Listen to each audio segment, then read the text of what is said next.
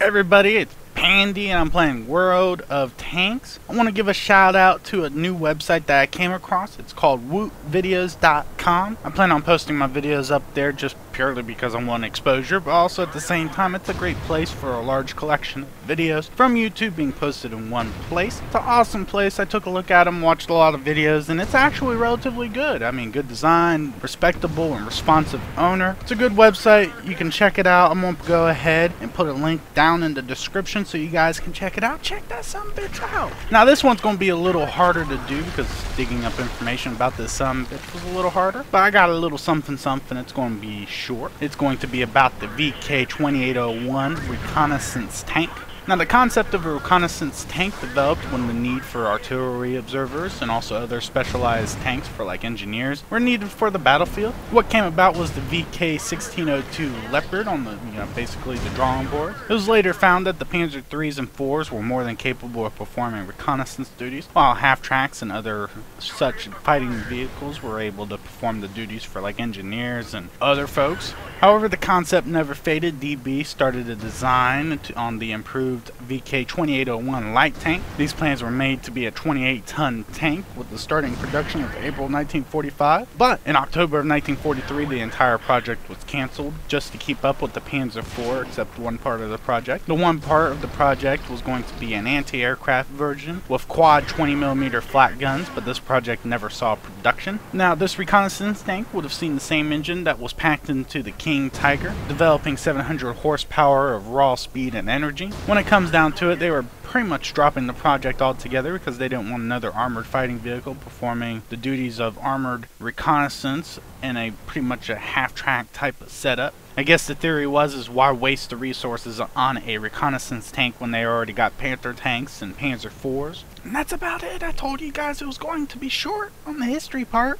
But when it comes right down to it, the VK2801 in World of Tanks is pure fun. I want to say epic, but it is fun as hell. I will put my rubber stamp on that. Firepower comes into two different flavors. The very first one is the 105mm howitzer that I've never tried, but from what I've been told by other people, it makes the light tank into a real tank. On the other hand, I prefer to use the long 75mm main gun to provide rapid fire, against heavier tanks at range. Use it a lot like a sniper and also provides me the opportunity to just hunt down other light tanks. With this smaller, faster loading gun, I'm able to haul ass and be able to fire more directly without the issue of just having to stop so that the aiming time goes down. Both guns are nothing special compared to the tanks that you'll be tiered up against, but they're both plenty capable of doing damage. Kind of reminds me of the Easy 8 when it comes to their 76mm main gun. The armor on this tank is the best for any of the tier 5 light tanks that you might be able to get. It doesn't really hold up against anything that you're tiered against. Medium tanks are your usual fear, as the heavy tanks need to be lucky to pretty much fuck you. 9 times out of 10 they will miss due to the epic speeds that you're pushing out. Not really wanting to talk about the armor of this tank because it isn't really much of any armor in the first place. Anything and everything will pin you. Hell, even the rocks that they throw at you in Israel will pin you. Oh, maybe I shouldn't have said that, but fuck it, I already did, so I'm going to carry on. Medium tanks honestly are your biggest worry when it comes down to it. They're faster firing guns, are very easily able to make up for the lack of speed that they have, along with the damage that those guns happen to pack. So watch out for the medium tanks.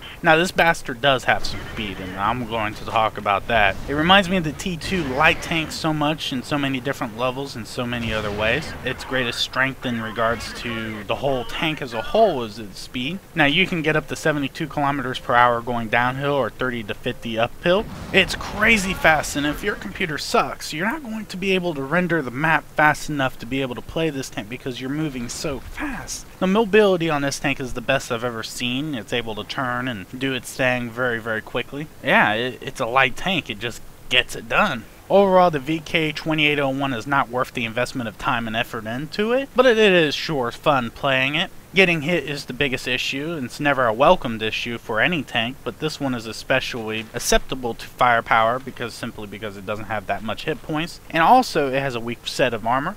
It does really work well on Campanova, especially when you can warn the team beforehand that you're going to run out there. Rush the enemy base and let your team take out at least 3 to 4 enemies. If your team can manage to take at least 3 of them out, you've done your job. You're able to give your team the overall advantage when it comes right down to it. You also usually will get scout, and that's where you can earn more experience and credits. I use this tank for experience conversion, which helps me wall warrior through a lot of the harder tanks or upgrades that I want, especially for the E75 I just happened to get. So when it comes down to it, it is a fun tank. I don't see very much capability in regards to usage in random maps. Tank companies, it is very useful because you're not filling up the whole team, and usually when you have a tier 5 light tank, you only have 5 extra points left over. Another extra person on the team, so you figure, why not? Let's go ahead and bring in a scout. It does do artillery hunting fairly well, but not as well as many people would think. With the 105mm on the other hand, I've seen plenty of one-shot wonders with that sumbitch against artillery. But when it just comes down to other tanks or other tier 5 light tanks, it's just a draw of the straw. I mean, you just get lucky, and if you get lucky, you'd be able to come up on top. It can fight off other tanks, but not very effectively. So, I mean, when it really comes down to it, it is classed in my book as a poor tank, but fun as hell because of its speed. Now, before I get down to giving away some gold or the ultimate game card that I usually give away, I'm going to throw some more links down in the description. These links will provide websites where you can actually sign up and get free gold from the fine folks for World of Tanks. I never did any of them, but I've heard of people doing them and they work, so check them out. Now, let's get to that part where I get to give an ultimate game card away. Today I'll be giving away a $20 ultimate game card. Oh man, how many times I'm going to say that? $20 ultimate game card, there you go. This card is good for any server, North American, European, or Russian. You just gotta make sure you do the conversions for $20 into whatever your currency is. This card is worth 2,000 points, and on the North American server you can usually get 3,000 gold with this bad boy. To win said card, you must be A, be subscribed to my channel, and B, go ahead and post a comment down below, maybe about the question of the video, which is, what tier 5 light tank do you prefer? I haven't tried them all, so I can't answer this question, but I'm sure many of you guys can, because you probably played other light tanks, and maybe have them all, I don't know. It's just like Pokemon at this point when it comes to World of Tanks, you gotta have them all. So I thank you guys for watching. You guys take it easy. The next video is going to be a lot longer. I plan on doing a more famous tank that has ingrained in our minds when we play World of Tanks as being a major threat. So hopefully you guys will get to check that out in the near future. So I thank you guys for watching. I am Pandy, and good hunting.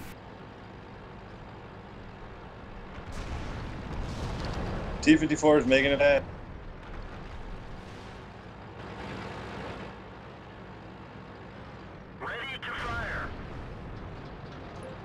Aww. We've hit them hard.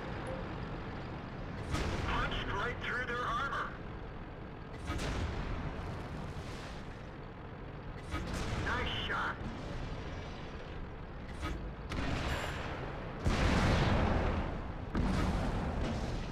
Critical hit. Oh my god. It's actually working.